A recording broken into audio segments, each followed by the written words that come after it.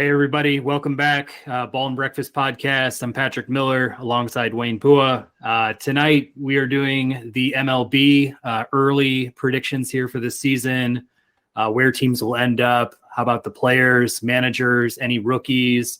We'll decide, who will win, those special awards at the end of the year. We'll also crown an ALCS winner, an NLCS winner, and a World Series winner as well.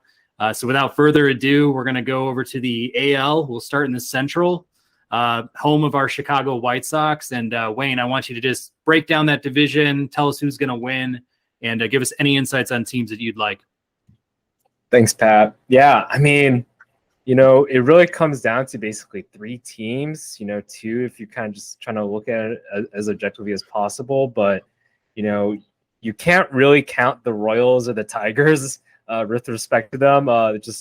Both fairly young teams, kind of rebuilding, have had success in previous years, but they're in this cycle, it's just not going to be their year. I say that pretty confidently. But we'll definitely see some talented players, I think, especially for the Royals and their development with, Bobby Witt, MJ Melendez, Brady Singer, and Bradley Keller. I think, maybe they all take a little bit of a step. But I have them finishing fourth in this division. I think I have the Tigers last, Royals, and then I have the Twins. They re-signed Correa, so I definitely feel confident. I think in that lineup of theirs, and just enough pitching, I think is kind of their motto there. But then, with the second. This maybe I am a homer, but I have the Guardians second. Sure, they added Josh Bell, really good bat there, and Mike Zunino, a power hitting catcher. It's all upgrades, but for whatever reason, I guess maybe I'm just not trusting their starting pitching as much, or maybe I'm just very optimistic about the White Sox here. White Sox, they added Benintendi, kept Elvis Andrews there, have a new hitting coach in Jose Castro, and then Pedro Grifol as the new manager. So I'm very optimistic. I think that it'll resonate with them. The key thing, and it's always been a key thing is these past couple of seasons is health. Tim Anderson missed a bunch of time. Garrett Crochet, he missed the entire season there. We'll see what happens, with Mike Clevenger. It was like he hasn't been disciplined and all that. They did say goodbye to Jose Abreu, but Andrew Vaughn is stepping in there, and it seems like if he can show and build off last season, I think it's a step in the right direction there. And then we'll see what happens in the right field. Oscar Colas, he's definitely been looking pretty good in terms of being a potential right fielder, at least in the minor leagues in the full season. Gavin Sheets can definitely spell them, but again, if they're healthy, this is a really hard team to beat. Hopefully, then the pitching staff shows kind of like what they're able to do, and hopefully Lucas Giolito kind of has a bounce back year.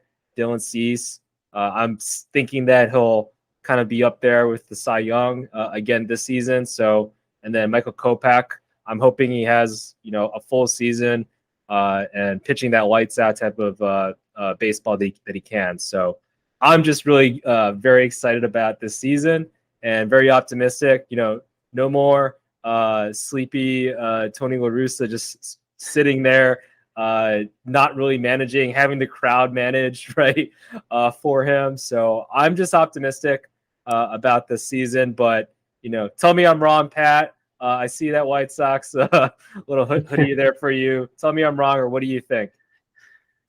Oh man, this one was really tough for me, and I tried to be as objective as possible as I could because my heart obviously wants the White Sox to be on top here. I think the thing that I wrestled with most when I was looking at the White Sox, the other teams in that division, I kind of see it as a 3-team race, similar to what you said. I actually have the Guardians taking a step back just because I don't think their starting pitching depth is really all that great. I think Bieber, McKenzie, and Quantrill are all, I would say top of the line to solid SP2, SP3 type pitchers, but I just don't know if they have enough to fall back on there. And I think, as great as they played last year, I mean, you're betting on a lot of guys that I think played out of their minds last year to do that again. I just don't know if the talent is truly there. So it came down to me for the White Sox and the Twins. And, when I look at the Twins, the thing I see is, number one, they're building on a lot of momentum coming off that offseason. I feel like, they added Correa again. They added Joey Gallo. They made a big trade for Pablo Lopez from the Marlins. I mean, they did give up a Rise, who I think is honestly like the Sox biggest killer.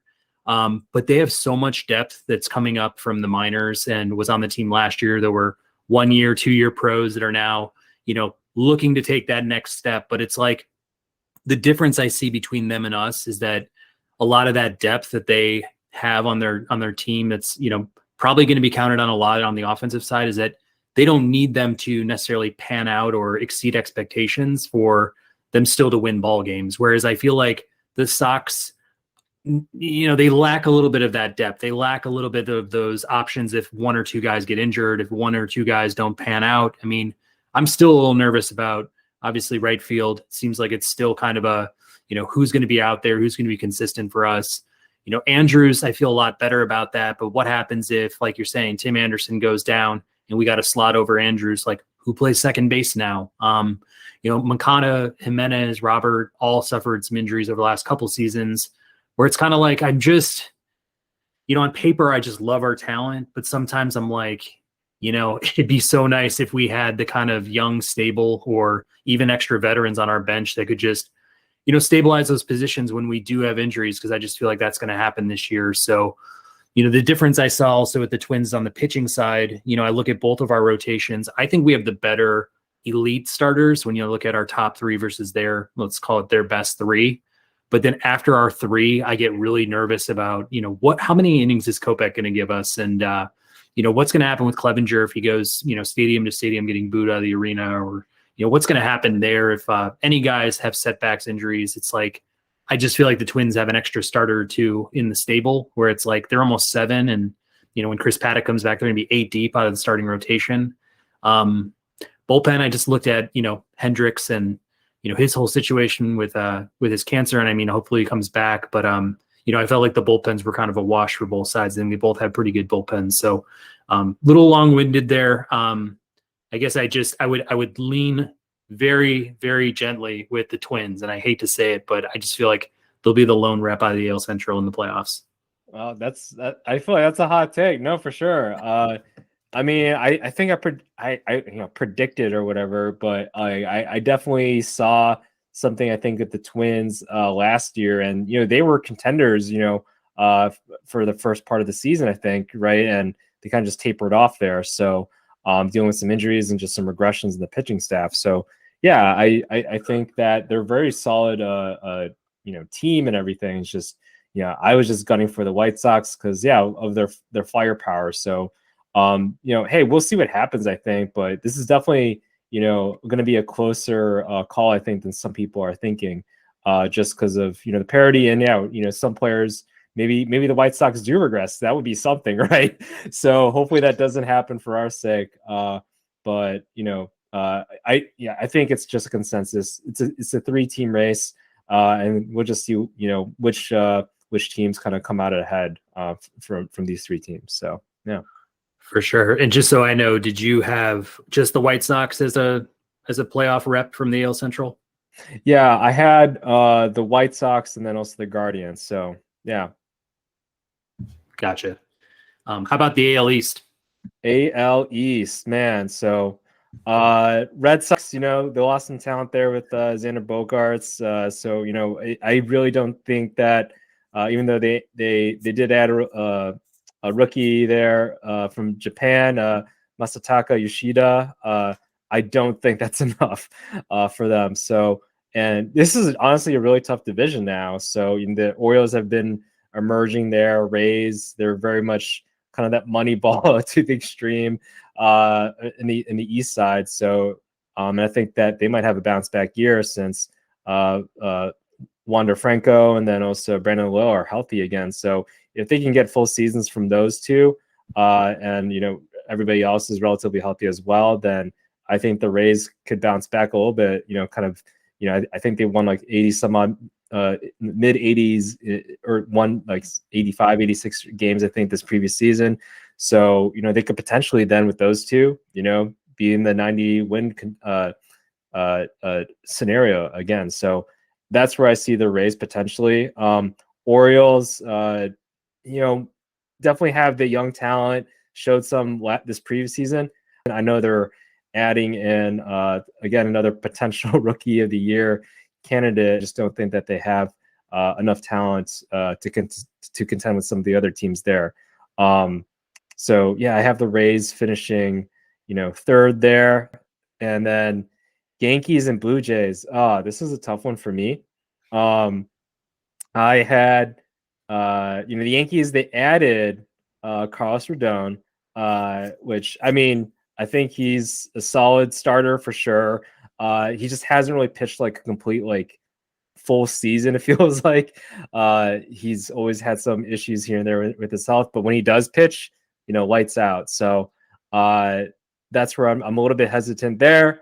The rest of the pitching staff, though, if they can continue on what they had this previous season, with Luis Severino, if he's able to pitch a full season, great.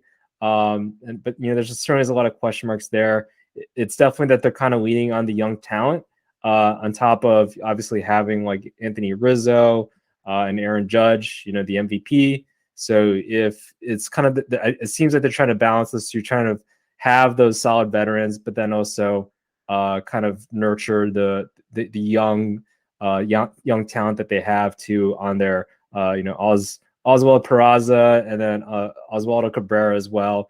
I think those are some positional players that they maybe want to integrate into the lineup a little bit more. So with all that said, yeah, they have a great pitching staff if they can stay healthy, but I have the Yankees finishing second here, and then the Blue Jays as taking the division, the AL East here. So they lost Teoscar, but at the same time they did add Dalton Varsho, and then also Kevin Kiermaier. His defense, I think that's something that they really needed out there in the outfield. So and then pitching wise, adding in Chris Bassett as well. He's he's been dependable, I would say, with like a 3.5 ish ERA, and then mid-season adding in Ryu in there. I think that can be a little bit of a game changer if he can kind of get that like maybe 3.8 ERA or something like that. Have some quality starts in there. I think that's good enough for them in that offense. So adding in solid years from like Gosman, Manoah, a little bit of a bounce back from Barrios. I think all that stuff can happen for this season. So I have the Blue Jays with that killer offense with Bichette and Guerrero. Like I feel like that they have the strongest lineup, and they've been adding on to the pitching staff there, and a decent bullpen too. So yeah, but what are your thoughts, Pat, on my pick there?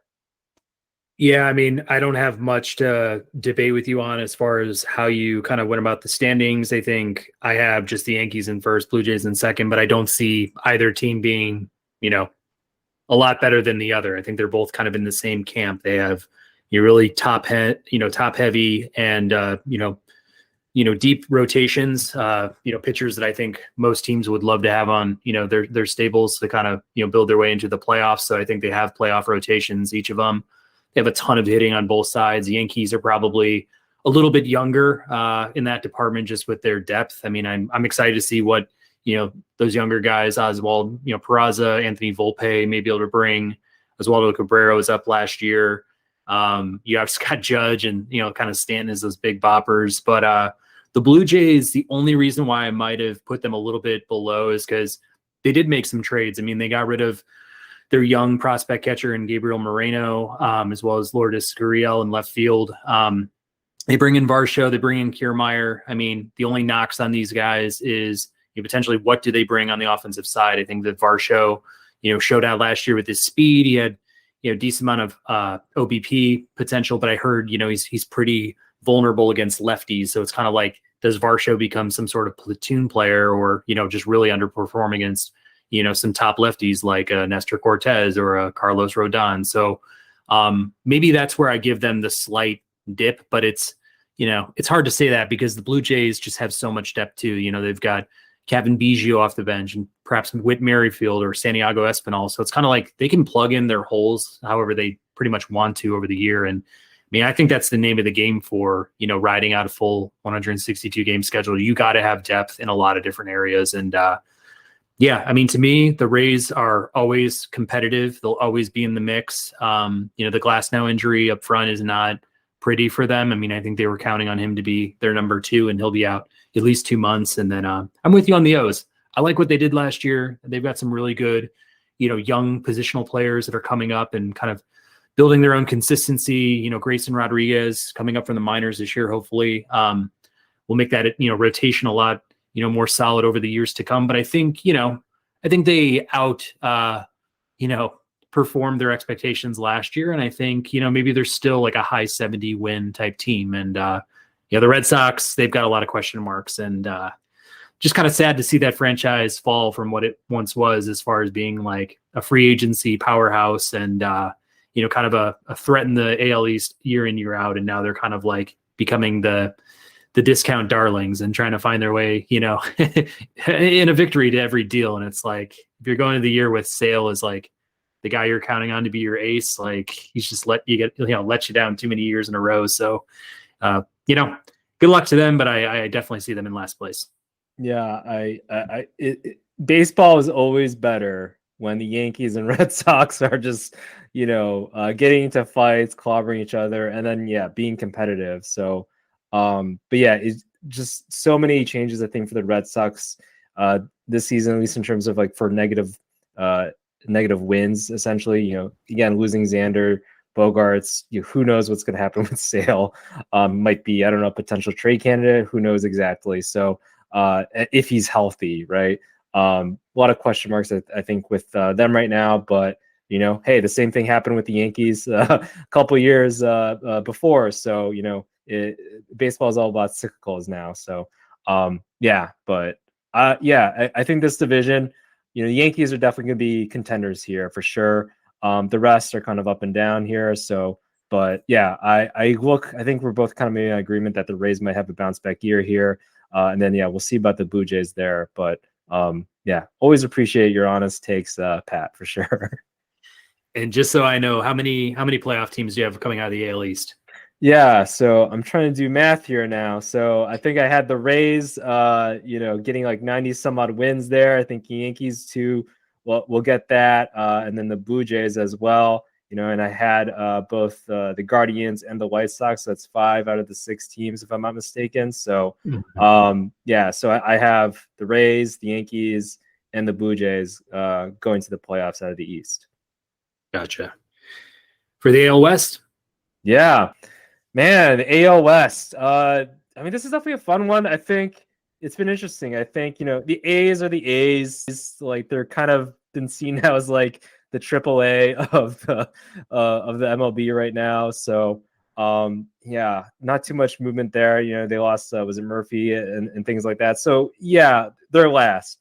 Rangers, they spent money. That's what they're really good at. So, maybe they'll have a little bit of an uptick in terms of wins. Who knows what happens with Jacob deGrom if you get a full season from him. There's Eovaldi as well. And maybe some of their young talent does progress here and there. Maybe they do have upgrade in terms of wins in the win column. So hey, maybe they do have a little bit of a better year. That pitching staff that they bought could potentially be a good rotation again if they're all healthy. I think is the biggest thing there, and that's a big if there. And then you have the Angels added Hunter Renfroe, Brandon Drury, Gio Urshela, so some quality help there. Who knows if Anthony Rendon is going to be healthy exactly? That's kind of a big question mark there, because when he is healthy, that's that lineup can be very deadly again with those additions that they just put together there. So, but yeah, I have them third there. And then, there's the Mariners, right? The Mariners they had pluses and minuses, I think, in this offseason. Lost Mitch Haniger, Jesse Winker. I mean, he didn't really have that great of a season, but he's definitely seen as kind of a talented player there. Just didn't have a good season. Signed was it Cole Cahoon, A.G. Pollock, but they did trade for Teoscar Hernandez. So some pluses and minuses there. But I do have questions about if they have, I guess, maybe for lack of a better term, like kind of that mojo to kind of push forward and an upgrade from what they had last year. That's where I just have some hesitations there. So I have them still finishing second, but I don't know if they'll actually upgrade in terms of their wins. So I actually have them missing the playoffs here with those three teams in the AL East. Upgrading in terms of, I guess, their overall wins or just their play. So, and then I have the Astros, as kind of probably the heavy favorites to win this division. Yeah, they lost Justin Verlander, but and they also added Jose Abreu at first, or DH. We'll see how that all goes, but I see them maybe digressing a little bit, but from was it 105, 106 wins last year? I see maybe mid 90s, maybe high 90s. We'll see kind of there. So again, losing Justin Verlander. Yes, they have one of the best pitching squads out there still, but yeah, having that Justin Verlander, I think is, really kind of puts them over the edge. That's what they had last year. So, but I have them finishing first, winning the division, but taking a slight, I guess, decrease in terms of in the win column here. So, but Pat, what is your take? I agree with you on standings for that division. I ranked them the exact same. The only difference is I have three teams representing the AL West in the playoffs. So I'm actually getting the Mariners in. I love their pitching from their starting rotation through their relief core. I just think they have maybe one of the best stables of pitchers, starter reliever combined, I think, in the game.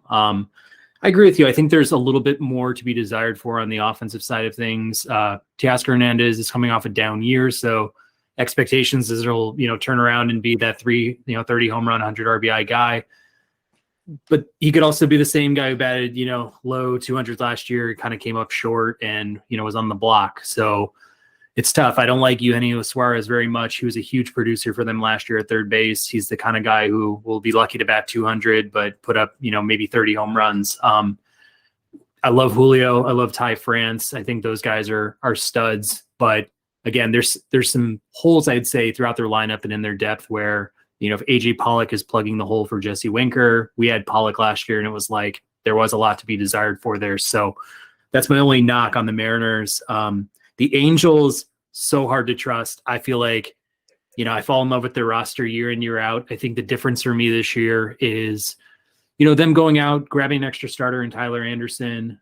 They've got about 6 guys in their starting, pitching staff that, can hold them up throughout the year. I love Ohtani and Sandoval at the top. And then, with the batting lineup, the thing I like is that, year in, year out, at least over the last few, we've seen Rendon and Trout be out for, large parts of the last season. I think going out and getting Renfroe and going out and getting Urshela just to be, in the mix, they're going to get innings, they're going to get at bats, but it's like, if those two guys happen to go down, you've got some depth there. And in the past, I don't think they always kind of prepared for those, issues. So it was very tough for me to pick like one of the last wild cards. So I was up in debate about the White Sox, the Rays, and the Angels. And I'm just going to give the Angels the slight bump here just because of, them coming up short in years past. I think this time, like they have to like kind of push forward and get in. And I agree with you on the Astros. I think the thing I'm seeing is you lose Verlander. That is such a big minus that's being overlooked. And McCullers is not necessarily healthy. So that starting pitching depth that you enjoyed last year with just a solid, rotation top to bottom, it's like now there are some holes and guys like Hunter Brown and others, we'll have to step up to kind of fill in those, innings lost, and love the lineup. It is so strong, but I think that's going to be the one thing they have to fall back on, this entire year. And The only concern I have with the lineup, although I haven't been first place for the division, is Jordan's coming in with a hand injury. So if that thing lingers, I mean, that's a huge loss if he's down for any sort of time for them. Yeah, for sure. Because he was like our, I think we were both talking about him as an MVP last season, right? So he was playing lights out for the Astros there. So yeah, if he misses time, yeah, great. You have Abreu, but still you have like their MVP of last year. And the playoffs, he was just killing it too. So very much a powerful bet there. But man, how about that? Like, I picked one team out of the ALS, but you picked three. So yeah, I mean, it'd be interesting to see. I agree with you though on the Mariners, that pitching squad. It's one of the best, I think, in baseball. For me though, it's just the other bats. For whatever reason, the Mariners, whenever they bring people in there, they don't hit too well apparently. So I think for me, it's just like, yeah, maybe they don't perform up to their potential there, and that's where I see maybe they don't get as many runs there. But yeah, I do like your take, I guess, on the Angels there. It is nice that they added the depth because they always seem like that they were ill prepared for all that. So who knows what happens? I think if Rendon is healthy though, I think that's the biggest thing. If he's healthy, if they're all healthy, great. If they're not, hey, we just have a bunch more depth that we can fill in here and there. But yeah, we'll see. This is what we like to do: predict and see what happens. And yeah, if one of these teams, if the Rays get in, I'll be excited and I'll laugh at you. But we'll see. I think it's all for fun now. So yeah, for sure. Moving over to the NL, we'll start with the Central like we did with the AL. But I guess, first off, I look at the Cardinals being the cream of that division. It's going to be a tight race, I think, with the Brewers, and I've got to give some respect to the Cubs. Not a lot, but I'll give them some respect in this conversation just because they did a lot of upgrading. And although all pieces may not be super sexy, I think that in aggregate, it's a pretty interesting roster now. But I picked the Cardinals because day in, day out, they've got the strongest offense in my mind in that division. I mean, if you got Goldschmidt, Arenado, guys like Nootbaar and, perhaps Jordan Walker joining the squad.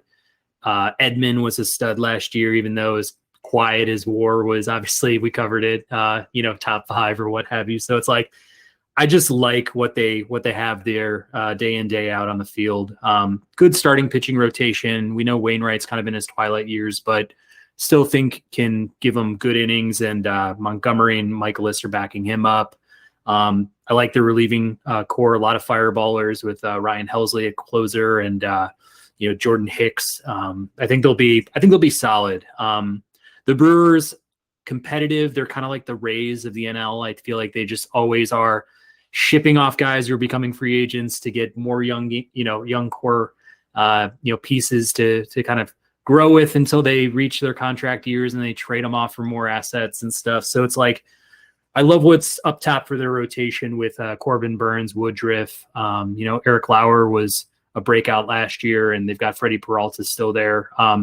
I think they go about 6 deep in their rotation, which is, good for them. I think where things kind of get a little bit murky for the Brewers is just their offense. I feel like they're always kind of interchanging a lot of pieces, and they're, banking on these, 2-for-1 trades to kind of get them, sufficient enough with the sticks to, put runs together. But Christian Yelich, I'm not really sure what he is anymore. I feel like he was obviously their franchise guy for a while, but now it's kind of turning into, Willie Adames or, Luis Urias or, Rowdy Tellez. So it's kind of like, are these household names, or are these just guys are good enough? And I think Garrett Mitchell, their new center fielder, rookie last year, had a really good end of the year. If he can be kind of a fixture in that lineup, be a breakout like a Stephen Kwan or something from the Guardians, I think that would be a huge thing for the Brewers. But I think you're just counting on too many good things happening for them to be, let's say, the best team in the division.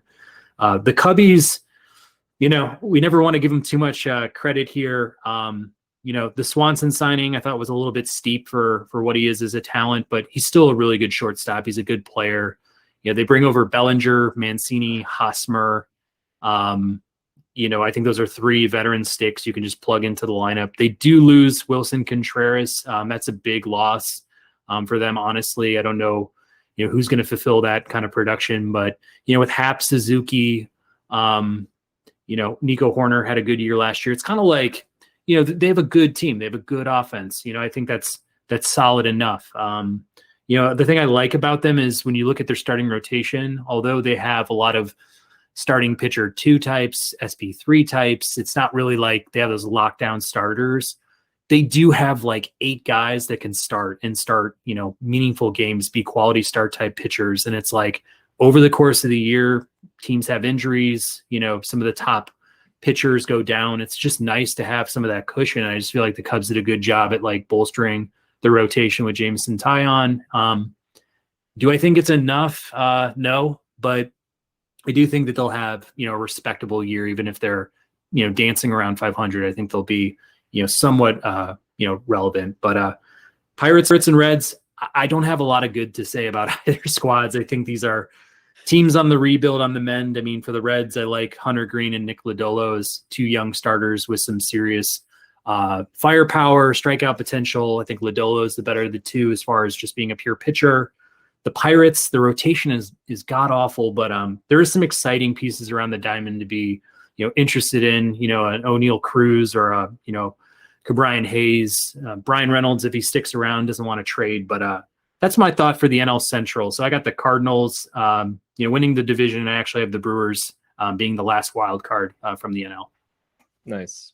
Yeah, I mean, not too much to add, honestly. I feel like I agree on a lot of those. I definitely agree with the Cardinals. I mean, they're my pick, basically. I think maybe Jack Flaherty, I think maybe he comes back and, emerges a little bit more. Hopefully starts like, more than 15 games this season. But even then, their pitching is still pretty solid overall. And then, like you mentioned, they're hitting.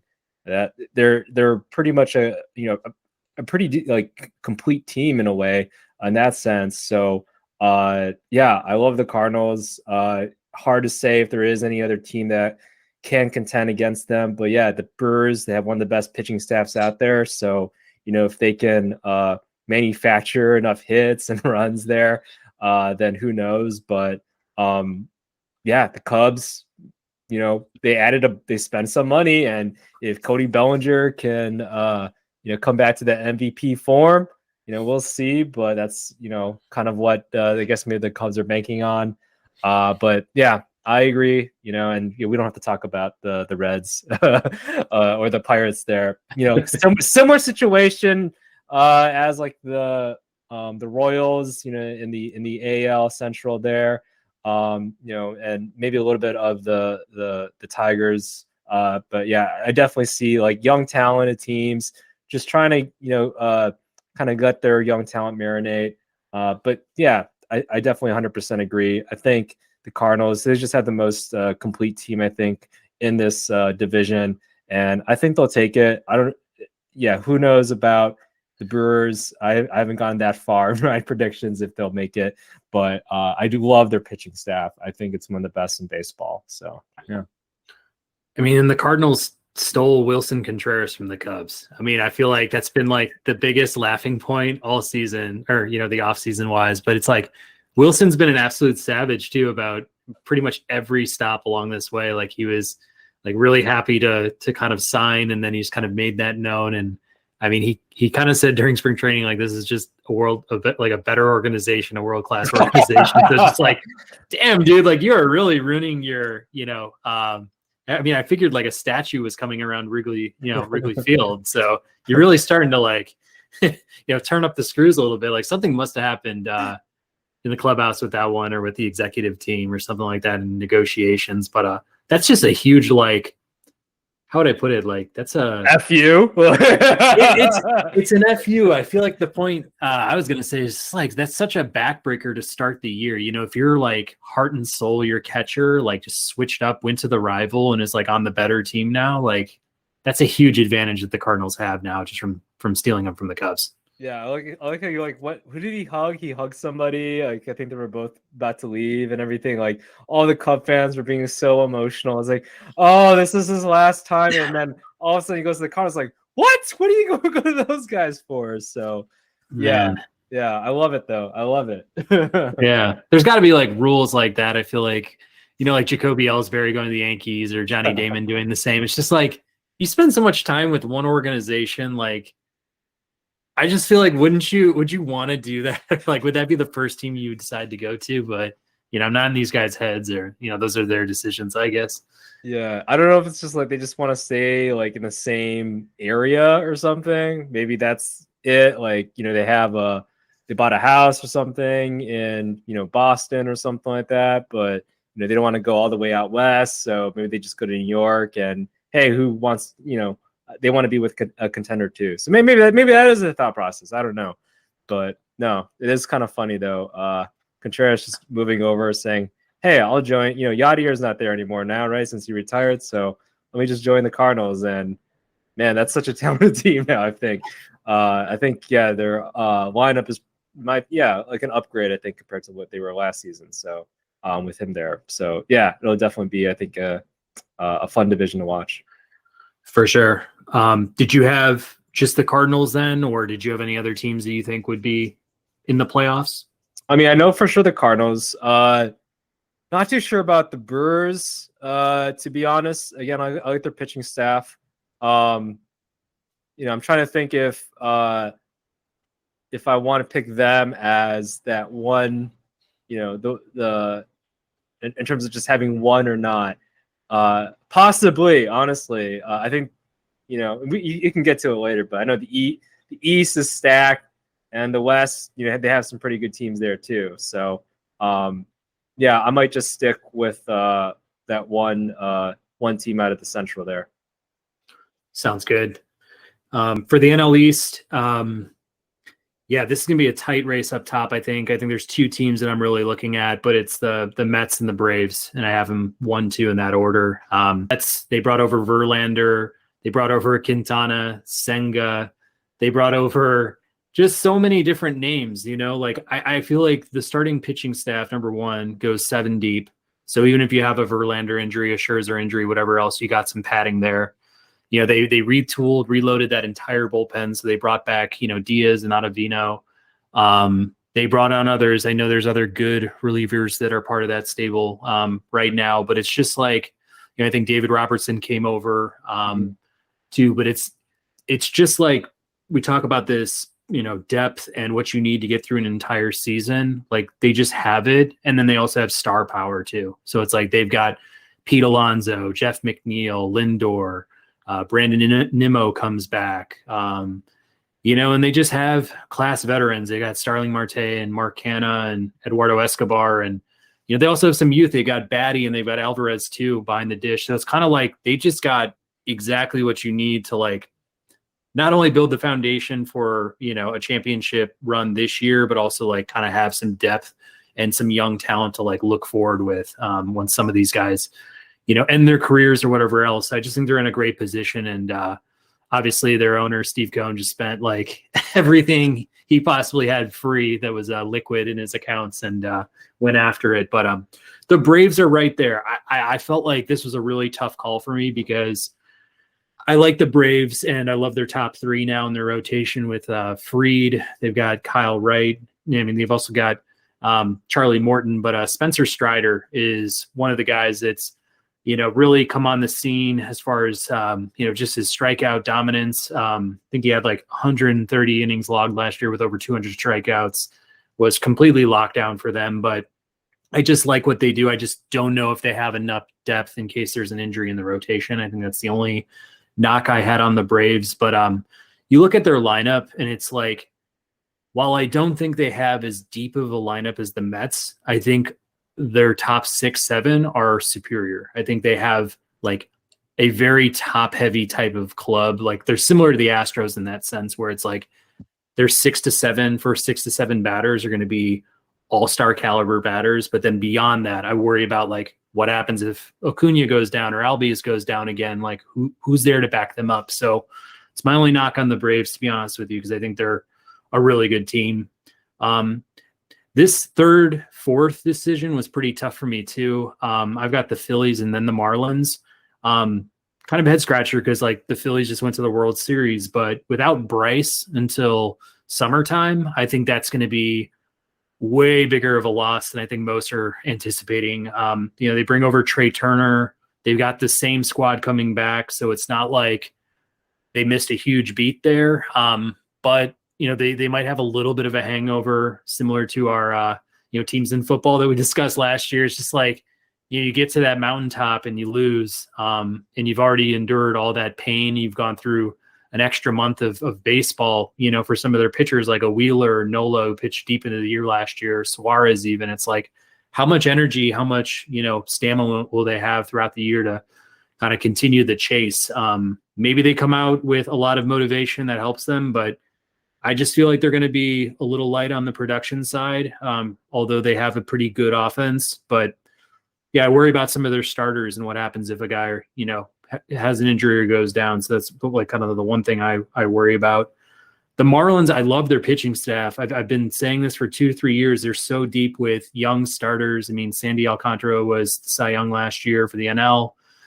They've got Luzardo there. They stole Johnny Cueto from us. They've got, Eduardo Cabrera and Trevor Rogers. Like, they just go deep with really young guys. Even a Braxton Garrett's pretty, interesting. But on the offensive side of things, without,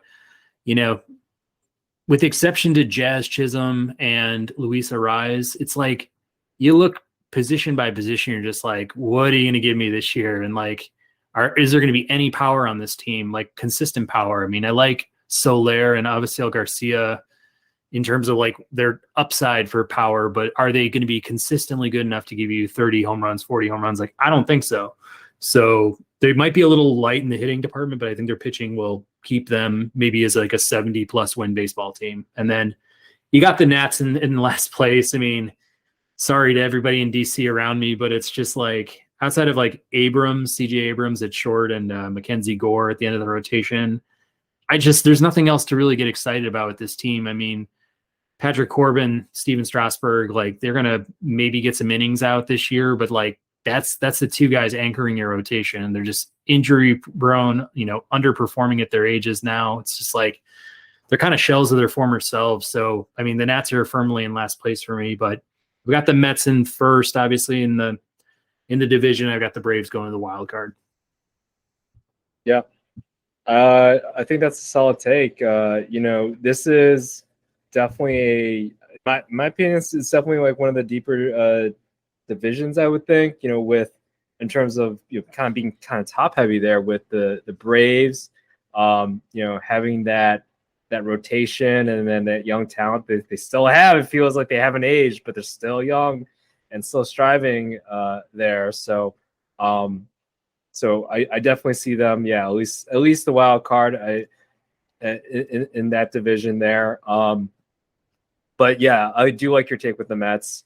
That team just is loaded.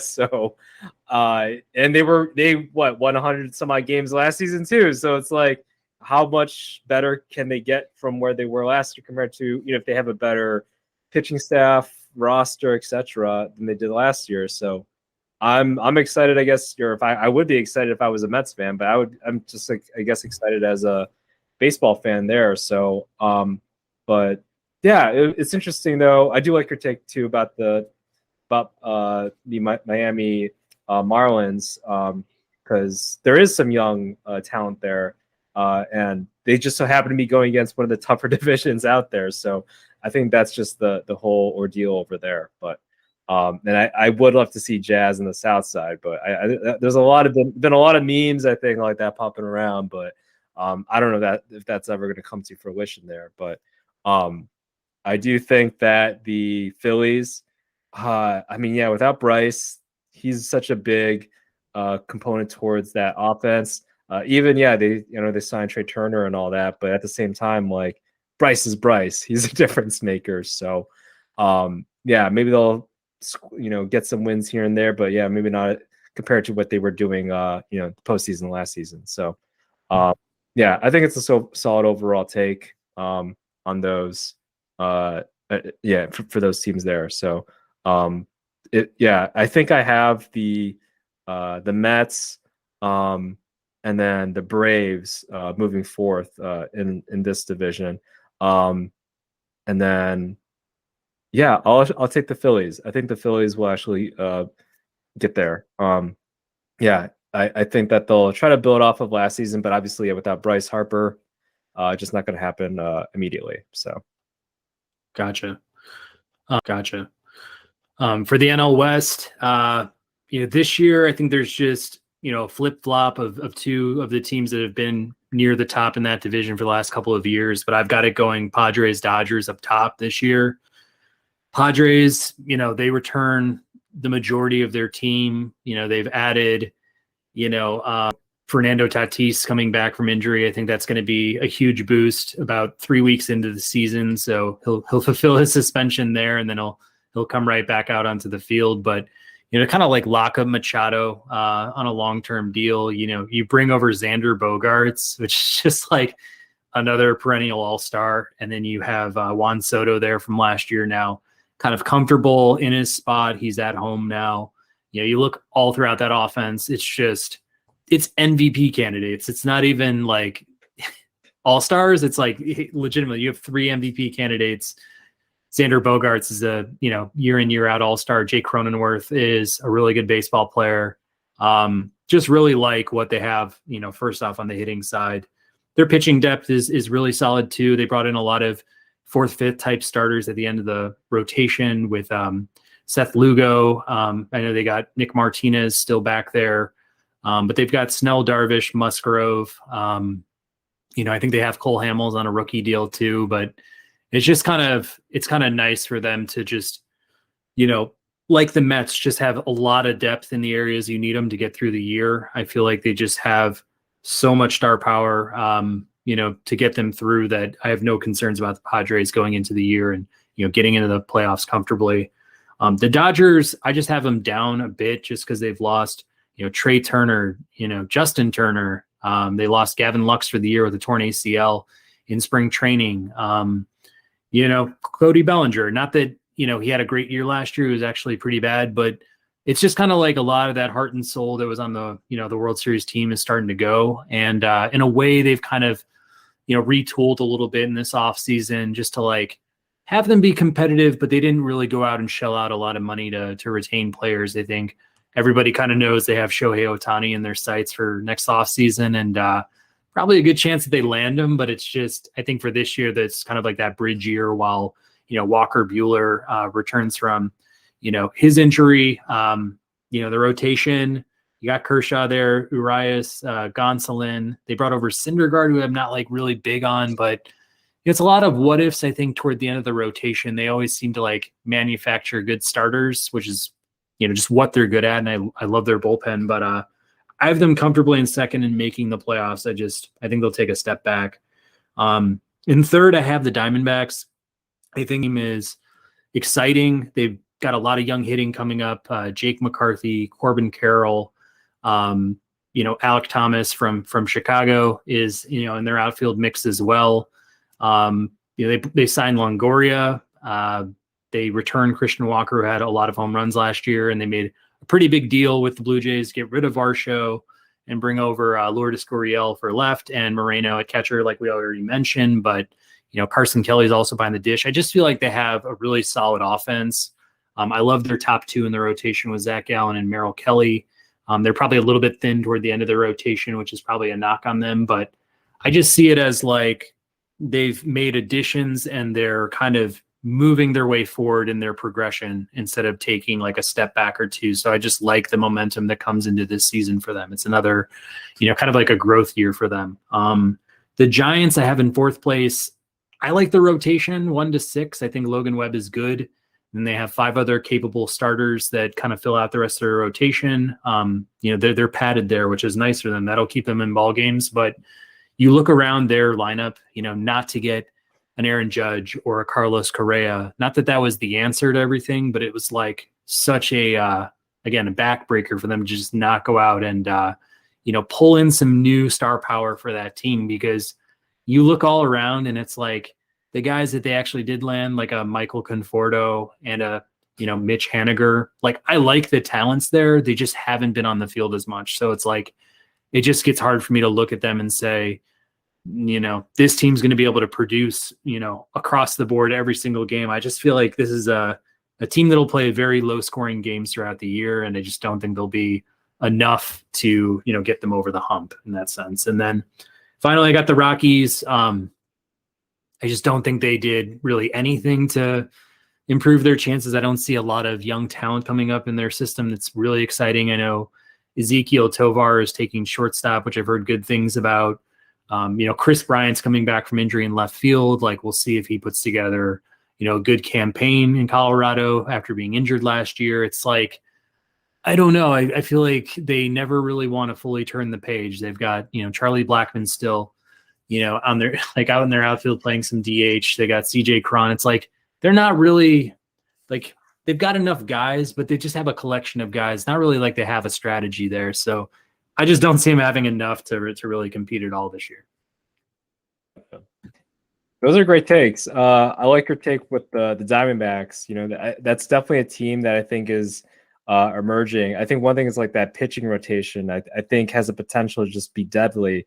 Maybe their bullpen isn't that great, so that's definitely a big kind of red flag for that team. But their hitting, it's kind of enough. But then, when you have that pitching, you can definitely win some games there. So that definitely is a team I think is on the up and up.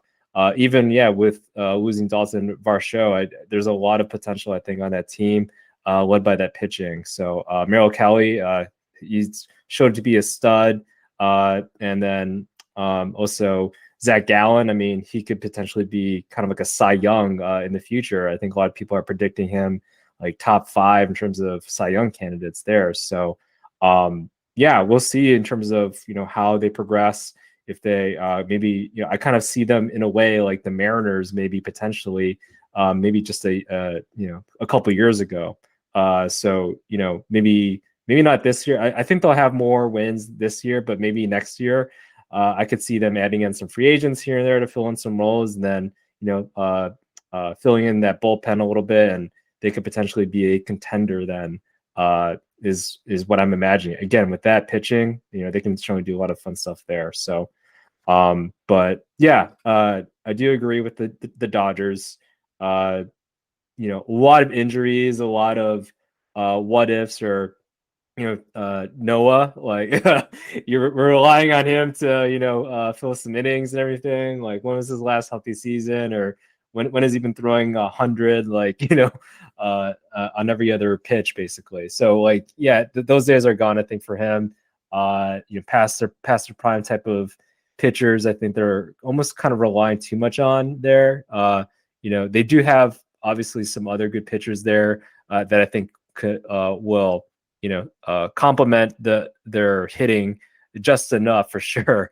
And then they always have a pretty decent bullpen. It always seems like they have good pitching. So, but their offense, it'll be interesting what happens without the trade Turner and everything. And they're just running into injuries, kind of left and right. And then no Justin Turner too. So where all these runs going to come from, I think would be the big question. Good thing they do have, they still have Mookie Betts there. So they have enough hitting power. It's just not your usual Dodgers of previous seasons, I think. And then that really just makes things a little bit easier, I feel like, for the San Diego Padres, right? That is such a loaded lineup, it's ridiculous. So I definitely agree with you on that. I think the Padres, like, out of all the divisions, I feel pretty confident about them winning that one.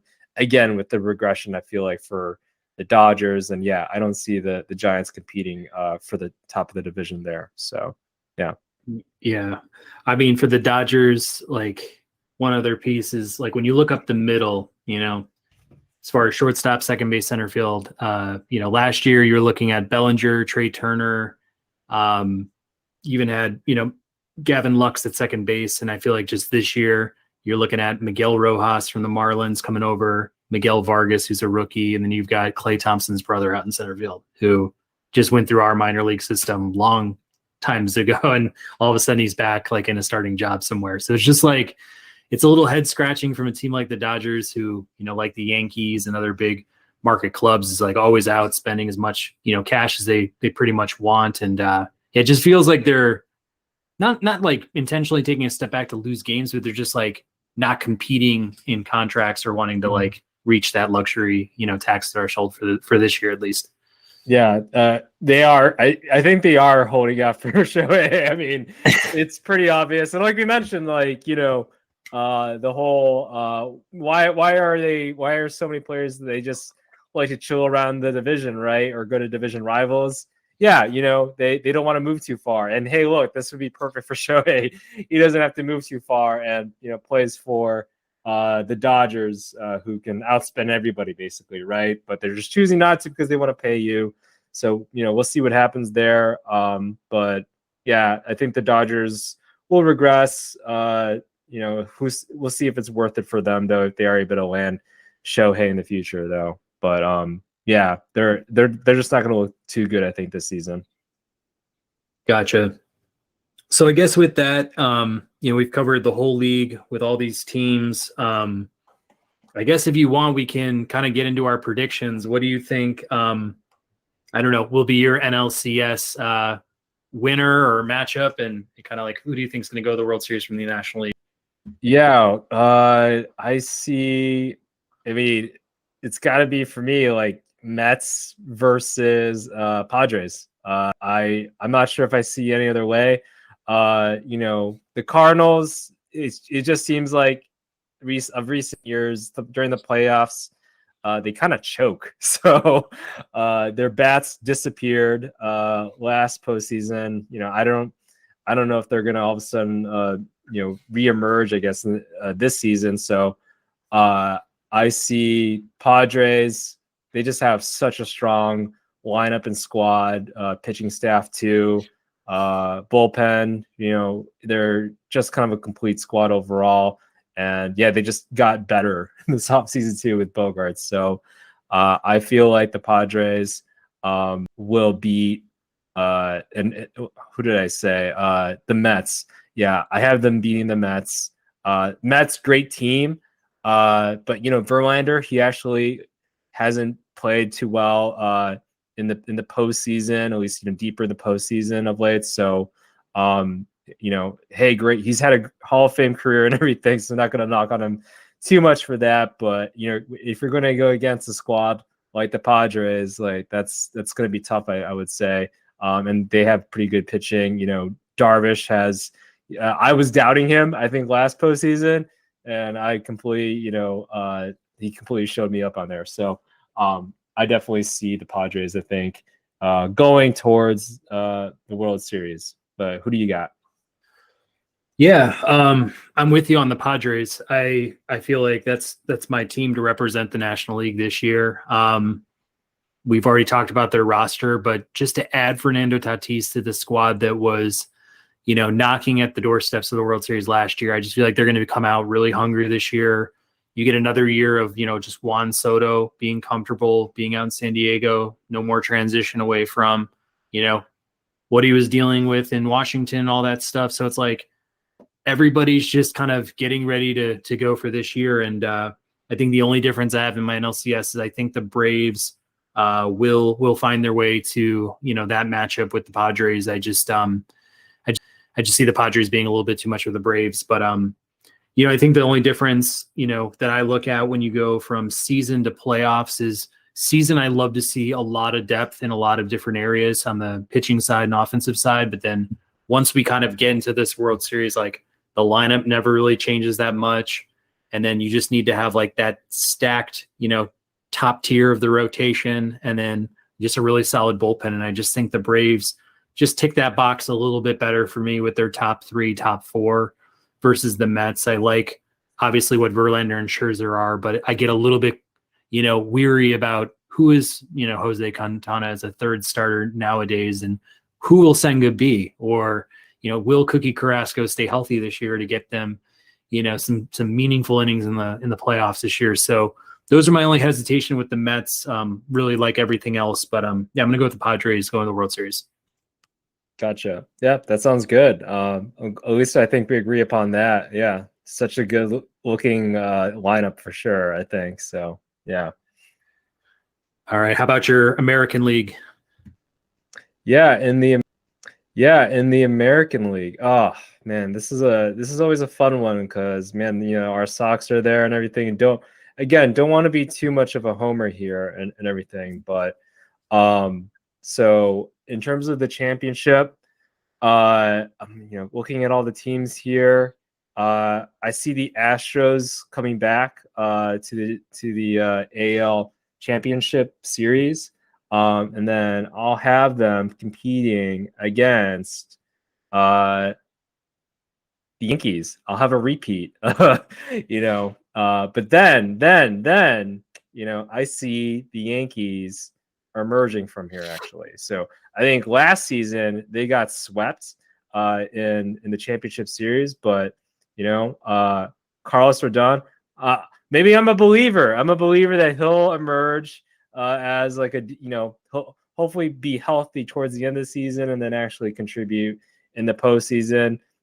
He's got great stuff, and a lot of times in the playoffs, stuff just wins. So I'm hoping that the Yankees then, in this case, will go to the World Series, beating the Astros and kind of gain their vengeance from last season.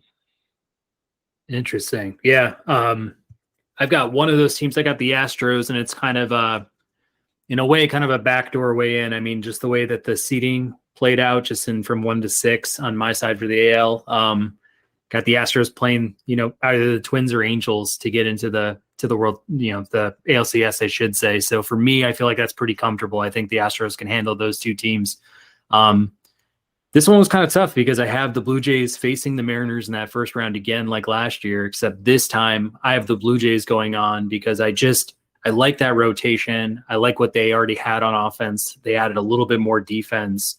And I think in a short series, I mean, them and the Mariners is going to be such a bloodbath yet again. I just think it's going to turn the other way this time, even though I really do like the Mariners. I mean, I really like the Mariners as far as their pitching goes. But I got the Blue Jays will kind of go on and they'll play the Yankees in that next round. And, as much as I said, the Yankees might have their, the nod in the regular season, I think the Blue Jays in a short series after, overcoming the Mariners will be kind of ready to go into New York and go in with a full head of steam. And I think last year I picked them to go to the World Series too, and they came up short for me. So this is my vengeance here for them. I think they'll, finally kind of get over that hump. I think guys like Vlad and Bichette will, really be stars this year in the same way, like have more confidence going in this year versus, in the past couple of years. So give me the Blue Jays going over then the Astros in the ALCS. I think,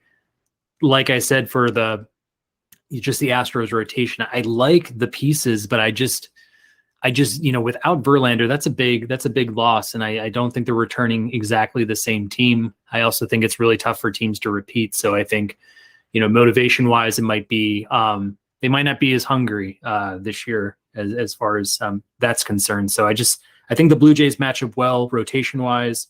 Offensively, I think they match up pretty well. So it just comes down to, kind of grit and who's riding in hot. And I think the Blue Jays will be. So I've got the Padres and Blue Jays going on to the World Series. Yeah, no, I think that's a great take. No, for sure. How many teams have repeated like in recent years, right? One was the last team to do that. I can't even recall. So I think that's a great point. How many teams are going to go back to the World Series, especially after losing your, Cy Young winning ace. Again, yeah, he didn't perform too well in the playoffs, but at the same time, right, part of it is just like having that confidence that you have that you're Cy Young, Verlander, Hall of Famer, right, pitching on the mound. You don't even have to necessarily win, just get like a couple of decent innings there, like 5-6 innings in there, and then you can take it from there. Just having that confidence, I think, really is important going into a playoff series against like a really, really good hitting squad such as the Blue Jays. So, and then that Blue Jays squad, man, that is a stacked squad for sure. So, and their pitching rotation, they've only been getting better in depth. So, I think that'll be a fun series to watch there. So, for sure. So, who do you got winning the World Series then? Oh man, I got so I had the Yankees coming out of the AL, but then in the NL, yeah, I had the Padres. So here, I got to go with the Padres here. It's just, I don't know what their GM is out. Where are they getting this money to? Like, I don't know. But yeah, I just like that the way the team is overall stacked on the lineup. That is just a killer lineup. And then, yeah, the pitching staff, it's hard to match that lineup, but they're pretty damn good staff as well. So, yeah, I have the Padres winning this one. Yeah, me too. Yeah, me too. I really like the Blue Jays. I just feel like, if the Padres were an NBA team, they'd have a super team. I mean, Soto, Tatis, Machado, like that would just be so much fun to watch them, do slam dunks and hit deep threes and stuff like that. But they're not. But I think they've got a lot of depth there too. It's like we said, it's not just about those three. You got Bogarts there too. You got Cronenworth. You got Ha-Seong Kim. You've got just good talent all around. I feel like this is going to be their breakout party this year. They were that close last year. And, just when I look at the Blue Jays, Padres kind of matching them up, I think maybe the Blue Jays have a bit of an edge maybe in their rotation, but I just think, 1 to 9 in the order, Padres will be tacking on runs with ease. And yeah, I see them winning it all too. Well, I'm glad we agree on that. That was that was pretty nice there. So, yeah, we don't always have to agree on everything, but hey, I think we'll both be cheering for the same team come World Series time. Then, unless the White Sox are there, then all bets are off. But yeah, let's hope the White Sox overcome all the odds stacked against him. I mean, I feel like just the negativity from last year kind of spilling over into the offseason. I hope we can just get on the field, play ball, and that they, just play competitive baseball this year. I'm trying to set the expectations a little lower than World Series, and I just hope they blow those expectations out of the water, obviously. Yeah, and I mean, it's going to be interesting. It's like was Tony La Russa that bad in a way? Like, I think everybody's predicting a bounce back year for the White Sox. So, at least from everybody I've been hearing. So yeah, I think there's a lot of optimism going into the season, but at the same time, we've been burned before. So we'll keep an eye on our White Sox. We'll definitely be cheering for them. But it's hard to say that they'll be winning a World Series this year or anything like that. But yeah, if there's some sort of progress, I think we can ride that for sure. Sounds good. Let's get into some of the awards. Let's first look at the MVPs in the AL and NL. Wayne, who's your AL MVP? Yeah, my AL MVP. So this was a fun one. Like, you definitely have the Shohei Ohtanis and all that. You had Aaron Judge that won last year. There's just a lot of good players out there. Julio Rodriguez as well. So for me, I was kind of going back and forth. There really hasn't been a repeat one. So that's where I was like, Aaron Judge, I don't think he's going to be hitting, 70 homers or anything like that this season. It's a little bit boring, but I went with Shohei. I think he's going to do his usual unbelievable hitting stats and then also his pitching stats as well. And that's just going to be tough to overlook. I see Julio Rodriguez building off of what he built off last season. I think he'll probably be second, but in the end of the day, this whole thing with Shohei Ohtani, it's pretty ridiculous. So I have him taking the AL MVP here, but in my opinion, though, I feel like Julio Rodriguez, if you take him, again, this whole idea of what an actual most valuable player is, if you take Julio Rodriguez out of that lineup, I don't think they got too much to kind of coincide with him. But yeah, I have Shohei Ohtani taking this one. Me too. I feel like for every year going forward, he's just the default MVP. As long as he's pitching and putting up the numbers that he does on the mound with what he does with the bat, it's like he's a unicorn. We don't see anything like him in any other type of sport. I mean, there's no quarterbacks playing linebacker. There's no I don't know. It's just hard to compare other sports to a guy like him, but he's a all-time great figure in baseball. And, I think what we said last year is if Judge didn't hit that historic home run, at least outside of, the steroid era and stuff.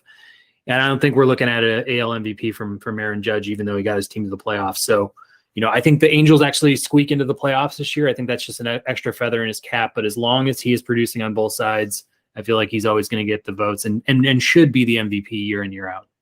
Yeah, for sure. Who's your NL MVP then?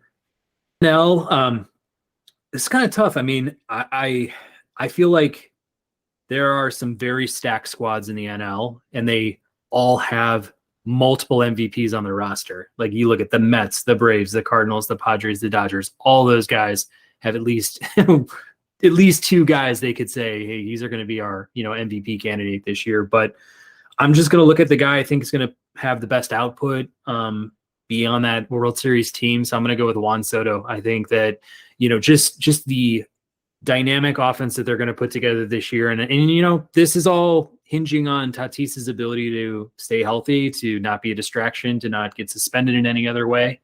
So that's a big what if, to be honest with you. But, if all things play the way they're supposed to, this team's going to score probably the most runs in baseball, and he's going to be the main beneficiary of that. And I think him getting outside of Washington and have his mind pretty much clear, if he could sign an extension too before opening day, I mean, that'd be another thing to kind of check off his list. But yeah, give me Juan Soto. Have an amazing year. Yeah, I 100% agree. I think Juan Soto, I'm just looking at, apparently he's the favorite on the Las Vegas odds and everything. And it totally makes sense, having that stack lineup, like they can't pitch around him and all that. So they're going to have to pitch to him, and he's just such a good hitter. So 100% agree on that. I might think like second place might be like Acuna, might be one name I might consider there. Mookie Betts for sure. He's always been just kind of a all-around kind of player, really good WAR overall. So, and Manny Machado as well. So, but yeah, 100%. I think Juan Soto is my pick too. So I think we're agreeing on both the MVPs here, it sounds like. So, hey, how about that? Definitely not good. We need to mix this up real quick. How about for the Cy Youngs? Who do you got in the AL to start it off? Yeah, AL. So I thought about this a little bit. I thought Garrett Cole definitely. I had him like 90% of the way, and then I said to hell with it. Dylan Cease, I think he'll win the Cy Young. The White Sox will have a bounce back year. Dylan Cease, he had that streak of just like not really allowing runs. So I think, he'll continue to build off of that for this season. Just do it. You pitch more innings, I think, going forth in this season. And I think he'll take the Cy Young, strike out, 200 plus batters, pitch 200 plus innings, maybe win 20 games. I don't know, whatever. But yeah, I think he'll take it from here. Sorry, Garrett Cole fans out there, but I think our guy Dylan Cease wins the Cy Young here. It's a good pick. I mean, he was right there last year. Had definitely a breakout season. I'm hoping he can keep his walk rate down. I think that's the one thing that analysts critique is, if he lets too many guys on base and they start knocking in some runs, like that could be a little bit dangerous for him. But I think he's a great starter, and I'm so glad he's in the black and white. I picked Shane McClanahan. I actually had Shane last year in fantasy for the most of the year. I thought he was elite level in terms of his, outings, just the amount of efficiency he'd bring to every start. I feel like he always kept, runs, to 2-1. And, at times it was 3. I feel like for most of the season he was riding out, a sub, 2.5 ERA for most of the year. He did deal with some injuries toward the end of the year, which cut his season a little bit short. I think he might have been, dancing around 150, 160 innings last year. I think, with the Tampa Bay Rays, they usually like to keep those innings limits down for their starters. I mean, he might be at like 180 innings this year, but if he gives you 180 elite innings, he's going to be, putting up some really great numbers for Tampa. And I just see him as like the most talented pitcher, I think, in the American League. So I'm going to give him the nod for Cy Young. Yeah, I mean I think he had like one of the best strikeout ratios, right, in terms of like Ks per 9 innings. So and that's definitely something, especially as like sabermetrics becomes more of a thing. It's like, yeah, when you strike somebody out, don't walk as many people like Dylan Cease, then that certainly comes to your advantage. So yeah, I definitely see him being a Cy Young candidate for sure. But he doesn't pitch for the White Sox, so I don't care. But yeah, no, he's a great pitcher, so I have nothing wrong to say about that for sure. Yeah, for the NL Cy Young, I'm going to go with Corbin Burns. I think I picked him last year too. I feel like, again, I think he's the best pitcher in the National League. I know Sandy Alcantara had an amazing year last year. It's arguable, I think, between those two about who is the best of the best. You've got Verlander, Scherzer, Julio Urias was pretty good last year. I don't know. You kind of like look around. There's a lot of guys that kind of approach that lead level. I just feel like Burns is going to give you that combo of just nasty strikeout stuff. He's going to put up high strikeout numbers overall. He's going to be probably leading the Brewers in innings this year. He's going to be an integral part to how far they go this year. I just feel like it will be kind of an MVP of sorts for that team. So I think he shows out, has one of his typical years he's had in the last two here. So give me Corbin Burns. I think he'll win the National League Cy Young. Yeah, I think the betting odds too are I think they have him second to Sandy Alcantara repeating, but again, how many times do these awards repeat? So I definitely like that pick. I'll be a little bit contrarian. I'll go Spencer Strider, Mr. Tight Pants and everything. So yeah, I mean, again, the strikeouts, I think it stacks up well.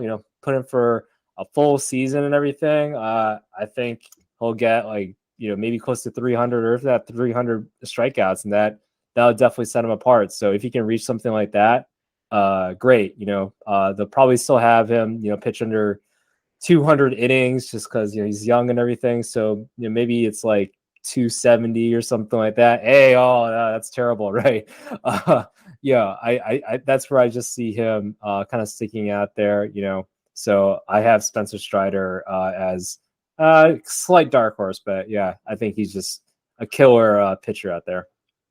Yeah, I like Strider. I do worry about innings and things like that. Just as far as I think one analyst maybe said that prior to last year, which I think he had 130 innings or so, he only had single-digit innings in 21, and then we had a pandemic-shortened season in 2020. So he's never been like extended out. And I think we always talk about like what's Kopech's upside, and it's like, well, every year Kopech only throws like 120, 130 innings. It's like, when are you gonna make that jump? I think Strider's on a much better fast track than Kopech is in that respect, but it does lead into like, seriously though, if this guy can get to like 270 plus strikeouts or something in 150 innings, like you got to kind of look at him, right? So I don't doubt the talent. I just wonder if he'll have the kind of innings upside to really show out to the writers. Yeah, no, for sure. And yeah, I think also number third on here on the list in terms of odds is Justin Verlander, right? So how about that if he's able to win, both the AL and NL Cy Youngs, in his tenors. So what a career for sure. And yeah, it's nice to, I guess, see Justin Verlander and Max Scherzer on the same squad again. So yeah, looking forward to some awesome pitching. Yeah, I mean, cross our fingers they both stay healthy. Just for entertainment's sake, I would hate to see them have like hobbled seasons or anything like that, and whatever could come. But yeah, both great pitchers, and would love to see them kind of spend their last few years here in baseball on a positive note. For sure. Who do you have taking Rookie of the Year in the NL? So in the NL, I'm looking at a couple of guys. I think it really just comes down to who I think is going to be a fixture in their lineup day in, day out, who's going to be able to kind of play more games, be at a higher spot in the lineup, have more of a focus on them as far as being a priority in their offense. So I went with Corbin Carroll of the Diamondbacks. He's a first-round pick. Had a nice showing last year in limited time on the big league roster. Apparently, he's having a good spring training. But from everything I've heard, he's the kind of guy who's got good plate discipline, puts up a good average, gets on base, has some speed. He just has the mix of skills that any five-tool player would want.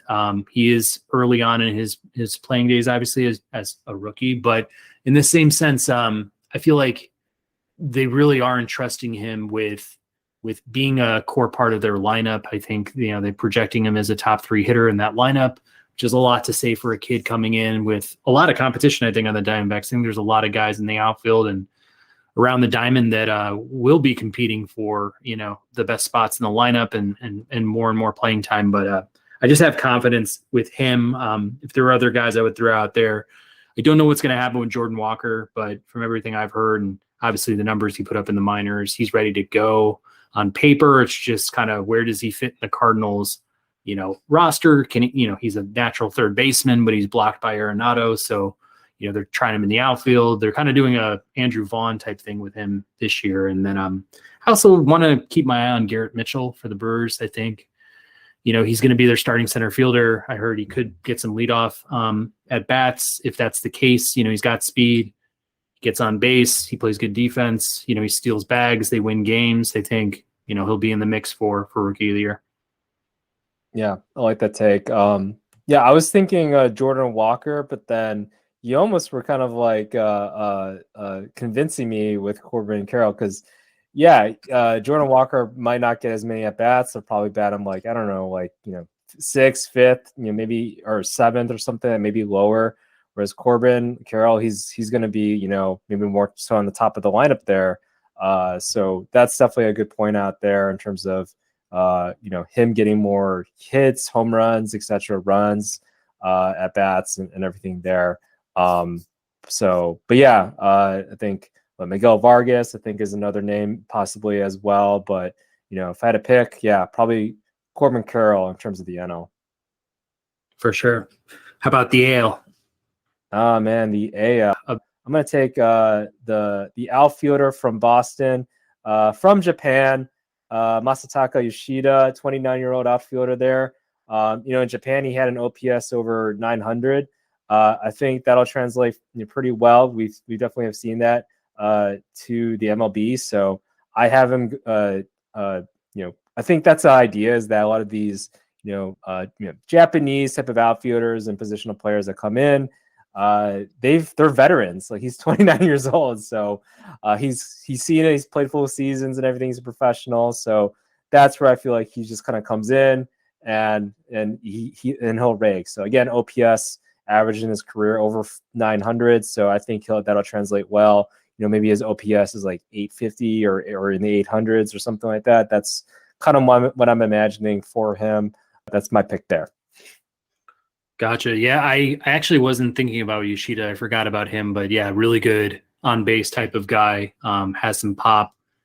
Gets to play in Fenway Park, which I think is a really nice hitter's park, and he'll be a really important part of that team as far as their offense is concerned. I mean, there's a lot of opportunity there, so should be interesting.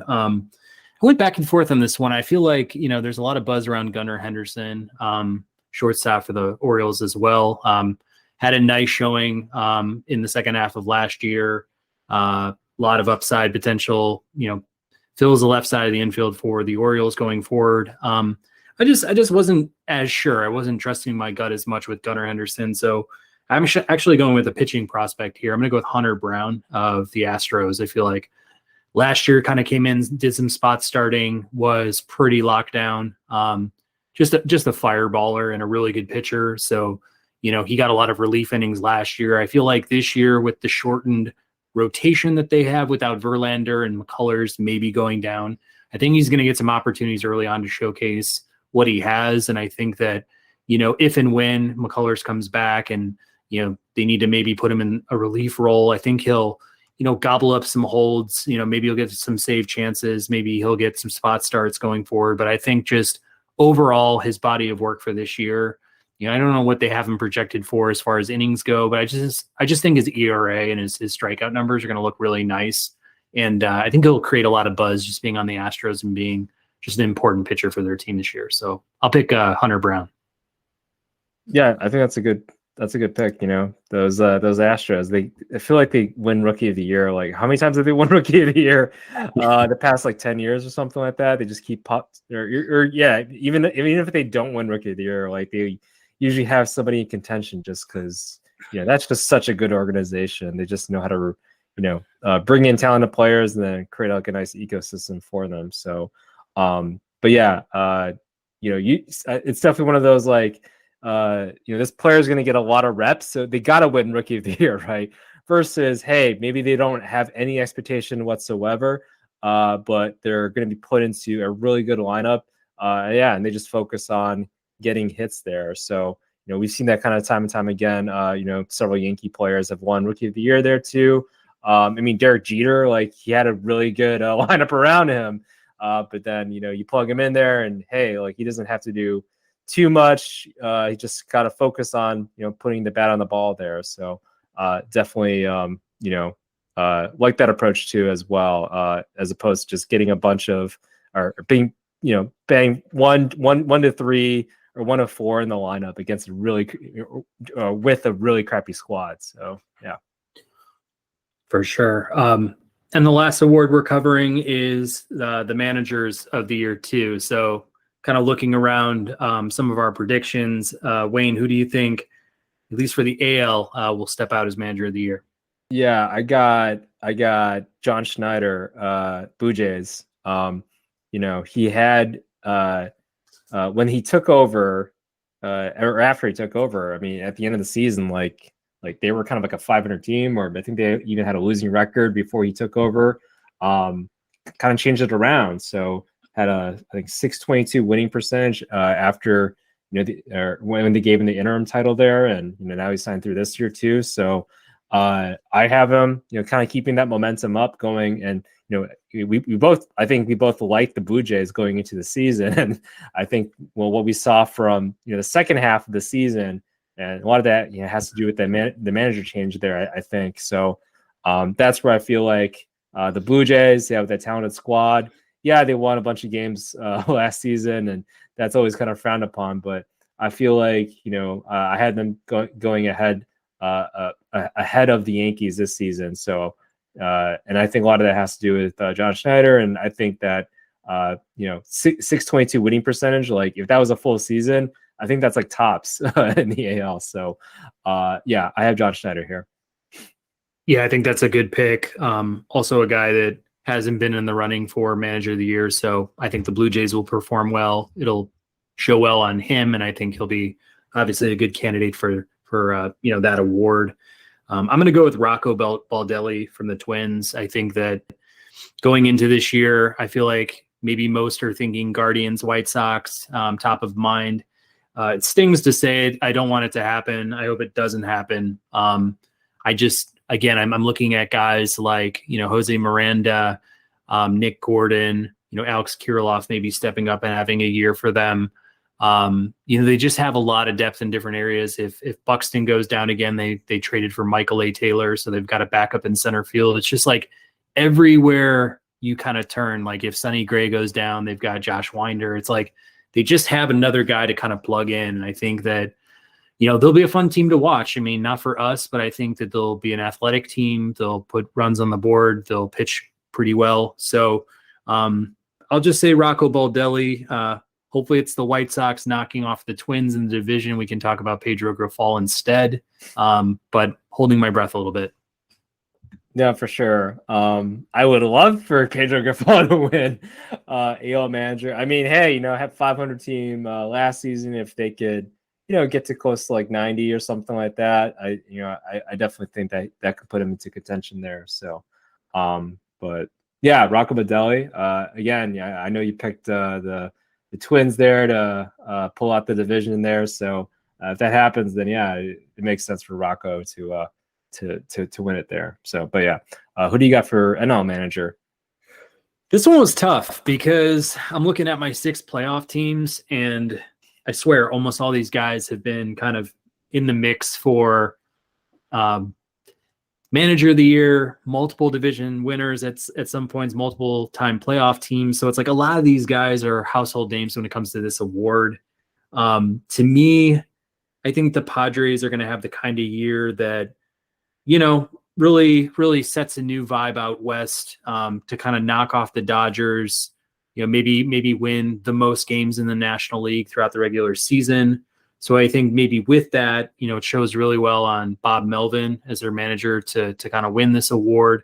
It's a very safe choice. I don't even know if I like it all that much. I mean, maybe I would rather see like a Mole on the Cardinals, but it's kind of hard because it's like the Cardinals have been the perennial kind of winner there too. I think Craig Counsell has won the award for the Brewers already. So it's like, would they do that again? Would they do Snitker again? Showalter, Dave Roberts? I don't know. Wayne, if you've got some insights here that, just kind of share the hand of the MLB writers, the award voters, like, let me know what you think from a psychological perspective here. Yeah, no, I like your take.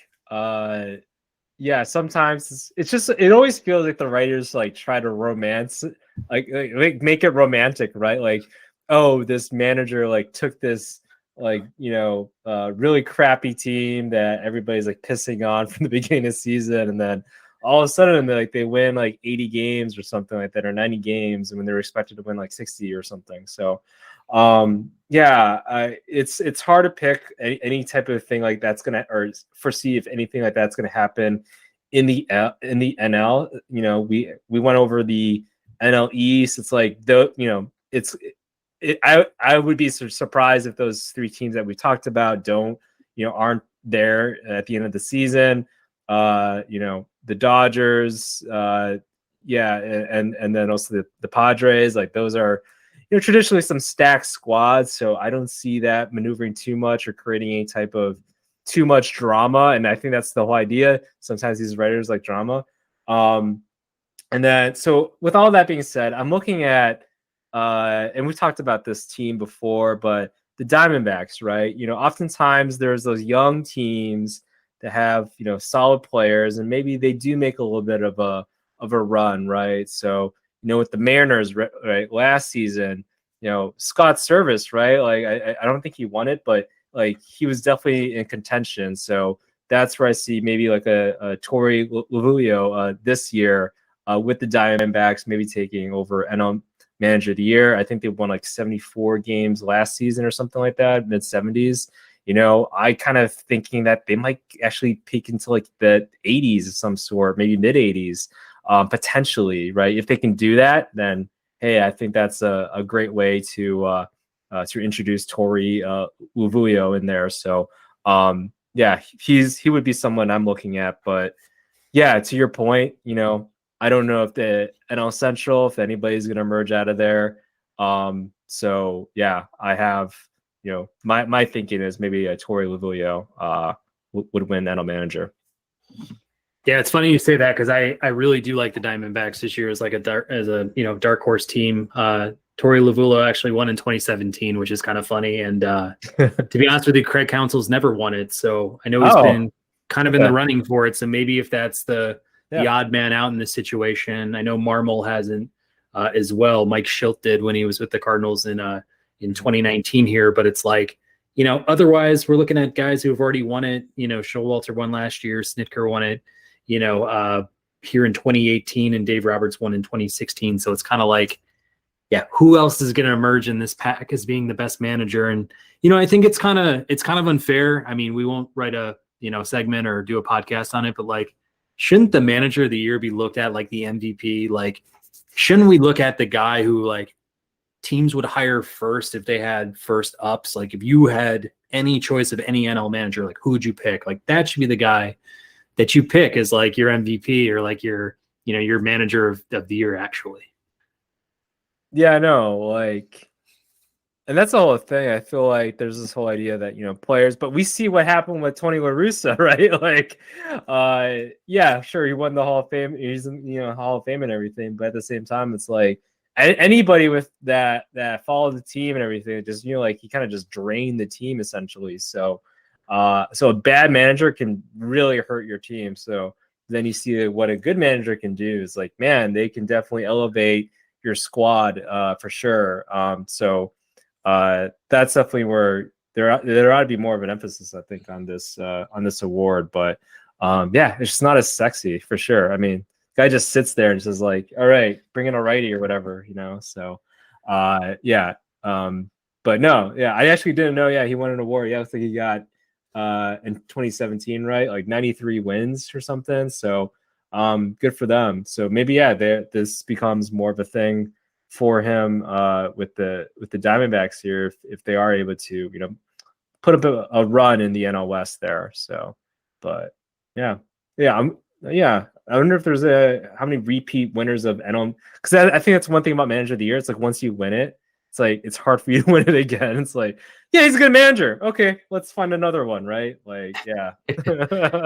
No doubt. So I guess with that, that's our overall MLB preview for this year. Wayne, do you have any other baseball thoughts that didn't come up in the way that we ran this out? I mean, not too much. Yeah, I know we talked about, you know, both of us taking the Padres, I guess, you know, winning the World Series. But yeah, do you have like a breakout player or something like that maybe on your side that, you know, maybe has had, you know, good seasons previously, maybe maybe quasi comeback player of the year? Do you have any player like that might be emerging? Man, I would say it, but then I'd have to edit it out immediately because of my fantasy competition this year in baseball. But no, you know, the thing is, like, I don't know if I do offhand. I feel like there are a lot of guys that, you know, possibly could, you know, take some steps here. I mean, I'd love to see what Fernando Tatis can do in a full year this year. I mean, coming off of somewhat of an injury-riddled season the year prior to last, and I'm kind of missing all of last year and that much. And then, you know, seeing the White Sox and I'm like some of this part of our core where it's like Eloy, Luis Robert, Tim Anderson staying healthy, Yohan to a lesser extent, but I'm still like, what's really, you know, his upside? What's his full potential? Because he's had some good years in the past. So I think looking at a lot of the White Sox guys, if they do break out, if they do have years where they stay healthy and can put up the kind of numbers we expect, I mean, that's where the difference comes in. I mean, I think the Twins can make the same argument with Byron Buxton. It's like, or a Carlos Correa. If these guys can stay healthy for 140 games this year, like, we're going to be a very good baseball team. So, you know, maybe keeping my eyes on the Twins and White Sox and like their star power and who will actually break out. But if they do, it'll be a scary thing.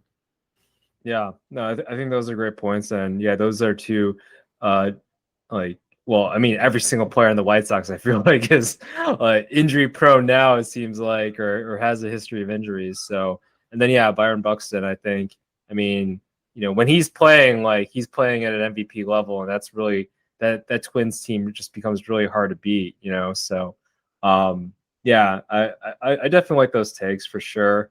But yeah, I don't know. I don't know if I do have anyone on my side, I guess, because I feel like the White Sox are majority of all the teams or players that will be a kind of a comeback player. But I would like to see, I think, Anthony Rendon. Like I might have mentioned it before. You know, I think he's like 32 or something like that. So like still like, you know, youngish, or maybe not young, but you know, still like like in his prime type of years, I guess, from baseball player perspective. I think it's like usually like 27 to early 30s. So you know, him with Otani, with Trout, and like all the players that they just acquired too. Like, you know, I know you have making the playoffs, you know, this year. So, but yeah, like if we can see him emerge to, you know, maybe hit 20, 30 homers or something like that, play, you know, 120 plus games, something like that. If you can do that, he's definitely great for the game. You know, just a great player to watch, I think. So, but yeah, I think that's all I got in terms of, you know, my takes for the season here. Gotcha. All right. So with that, do you have any final thoughts to close down the show? Yeah. So I think today, right, I was in the office as a hybrid, at my new job and everything, kind of a hybrid model at a WeWork, and it was downtown, and it was lunchtime actually, and I was at the Sears Tower. I don't know what this Willis Tower people are talking about, but I was at the Sears Tower, and they've got a little food court there right at the lobby area, and then I spotted there was Do Right Doughnuts, which is like my favorite, I guess, chain donut spot in the Chicagoland area. And I recommended a donut to my boss. My boss had the donut, so it was out of control. It is a blueberry crumb donut. One of the most delicious donuts that I've ever had. Definitely got to check it out if you're in the Chicagoland area for that. I think they also deliver to the suburbs too, and they make stops there. So just follow their Instagram on that. But yeah, Pat, my question to you: what is your favorite donut? Where do you get it? What's on it? Do you like donuts at all? Tell me about it, man. Excellent question. Yes, I love donuts. I don't eat a lot of donuts, to be honest with you, because obviously they're probably like one of the worst food products you can have, according to dietitians and stuff. But like, I'm not gonna front and say like I don't like a donut, or like I won't. If I go out and get donuts, I'll have 3 or 4, man. Like I'm not shy from going after it. So I think the type of donut that I really like, and it kind of came on more recently, maybe like in the 2000s or 2010s or something, but like the maple bacon bar, just that whole mashup, that whole concept of just like what I would love to have for breakfast, just like on a donut. It came up when I was in Portland, and I went to Voodoo Donuts, and I had that maple bacon bar, which I thought was good. And I liked that whole experience. And I thought it was like edgy and cool. And it like made donuts more than just like Dunkin' Donuts or Krispy Kreme, in a way. It was kind of like a fun go out at night type of experience, which we don't often see with donuts. But I would say now, I still like the maple bacon bar. It just comes in a kind of a different form. So it's not like your Long John, but at a place called Duck Donuts, which is regional, from Duck, North Carolina, is where the original came from. They actually do make to order donuts. So everything is made fresh, hot.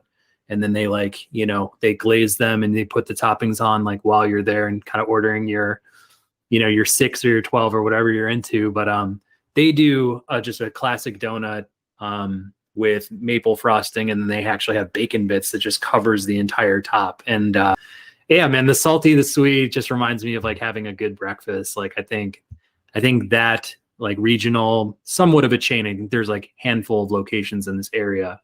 Just really high quality type of donut. Yeah, but I've had them. Yeah. My sister's out in Charlotte, so I remember going there, and she's like, "Wayne, yeah, I know you like donuts. You got to stop by this Duck Donuts and everything." And I was like, "Okay, it's just donuts, right?" But then I go there, and it's like I think I bought like a dozen, and then I went to a nearby park, and I think I finished 6 like in just that one sitting, and I gave the rest to my sister and my brother-in-law there. So. Yeah, they're really good. They are really good. But yeah, I will say the best donuts in Portland is not Voodoo Donuts. I know I'm being sacrilege out there, but it's a place called Blue Star Donuts. They have, they're not as quirky, I think, with their ingredients. Like I feel like they go for the quality, like the batter and everything, the ingredients on there. So they got a blueberry bourbon basil actually. That Whoa. Is to die for, right? So, yeah, like so to me at least, that's my favorite donut spot. Not Voodoo, although hey, look, I respect the game. I get it. It's all fun, and who's not gonna say I don't like a maple bacon bar or anything like that anyway? But yeah, blueberry bourbon basil at Blue Star in Portland. One of my favorite, donut spots over there. Like I would travel from Seattle, drive over there and everything, or hitch a ride, and then just have that donuts there, and then buy some Nike shoes or something like that, and then head on the way back. So yeah, definitely have good memories there. But I love donuts, man. Dude, I need to give one more shout out to donuts, or I'm just gonna not feel good about myself. But Dude, any type of cider donut that just comes from like those apple orchards, you know what I'm talking about? Yeah. Like you get a hot bag of 6 and it's just like the bag is like on fire and the donut's just like coated in cinnamon dust, cinnamon sugar. Like I think that for me is like the most eatable donut anywhere, anytime, like and some orchards I think do them better than others, but I know like at least out in Illinois, like there's a spot called Edwards Orchard I used to go to when I was younger, but like seriously have so much nostalgia when I eat the apple cider donut anywhere else to that one spot. But in the same sense, like it's pretty consistent across the board. Those are always like pretty good for me. That sounds amazing. Yeah. No, yeah. I think any type of like I like any type of like apple type of donuts as well. Like fritters. Like I definitely like those like apple Michigan fritters. For sure. They're like a ton of calories, but I'm like, hey, they're donuts, but I don't care anymore. Yes, things like that. I've also had like a nice like lemon poppy like old fashioned before as well. Donut Vault in Chicago, I think they serve that on occasion. I've had really good ones there. But yeah, like a lemon poppy, kind of have that. I don't know is it tart or something like that taste. And then a little bit of sweetness, obviously, and then obviously all the fat that happens with like a buttermilk type of donut. Oh, but yeah, I love things like that. What I don't like is matcha. I don't like matcha donuts. I think that's become more of a thing. Or mochi nuts, or mochi donuts, or whatever you call it. Like I don't get the point of them. Like I don't know. It's like why are you trying to screw with the donut? Like donuts are great by themselves. It doesn't need a whole mochi thing. I feel like, but yeah. I've had the mochi donut. I think it's like almost like a thinner type of donut. It's like a little lighter, a little easier to eat if you're just not wanting to like max out on donuts or whatever. But I always thought taste wise they were pretty good, but definitely kind of a change up from like your traditional donut. But I guess while we're on this topic too, like I don't know if you've seen this, but like the Netflix documentary about donuts and like how they kind of they have this huge base out in LA and stuff, and this one like mogul like who first established like donut culture in LA like just kept opening up like kind of these like joint ventures or just in a way like he kind of had the partial ownership for a while or whatever have you. It's kind of like just branched out to a lot of people coming in from that. Man, I'd love to go out to LA and just like sample a bunch of those donut shops, those classics. Yeah, let's go. I think it's like Donut King. Yes. Yeah. Donut King. Yeah. So I think my understanding is that is it Vietnamese or Cambodian? I forget which one exactly, but like Donut King.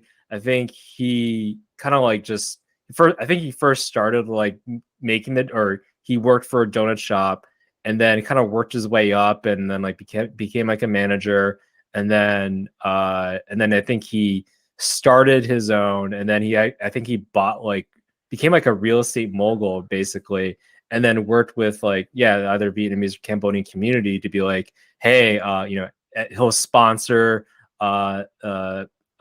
people coming in, and then he'll be like, hey, let me set you up with the donut shop or something like that. I know how to get a good interest rate on this property here, and then here's like the business plans that you need for the donut shops, and pay me a certain percentage or something like that. So definitely killed it. But yeah, that's a great watch for sure. I love seeing that type of stuff.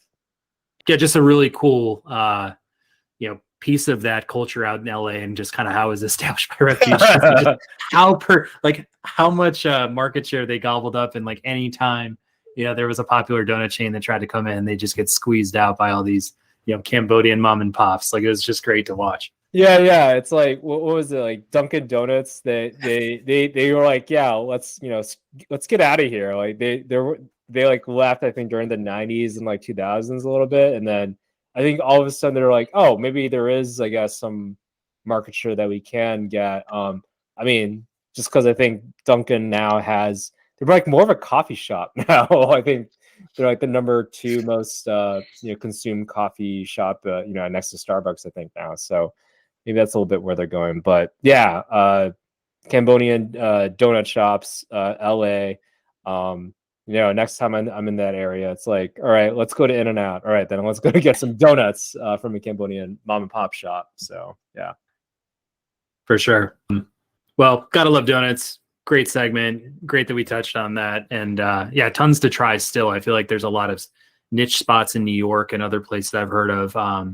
Just all these food blogs and other things that yeah, definitely would like to try soon. But I guess my final thought is a coworker of mine is moving to an area in DC that I used to live in. So I just started like having a little bit of nostalgia at the end of work today. And I was like, you know what? I'm gonna look on a map and just kind of remind myself of like that whole area. And I was looking up just a bunch of restaurants, and I found like this great cluster of restaurants to recommend to her, all in the same block. There was a Laotian restaurant that I used to like that's really highly reviewed. There's a Cuban restaurant that has this lechon asado, which is like basically a pork with grilled onions on top, and you get black beans and plantains on the side. It's like amazing. One of my favorite dishes. There's pho. There's a rooftop bar. But I guess I say all this because 14th Street on in Columbia Heights in DC is like one of my favorite food corridors, food streets that I can think of or even remember.